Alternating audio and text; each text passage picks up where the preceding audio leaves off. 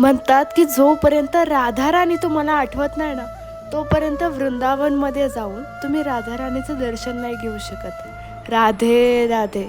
तर आज मी वृंदावनमध्ये होते, तर मी प्रेम मंदिरात दर्शन घ्यायला गेले होते.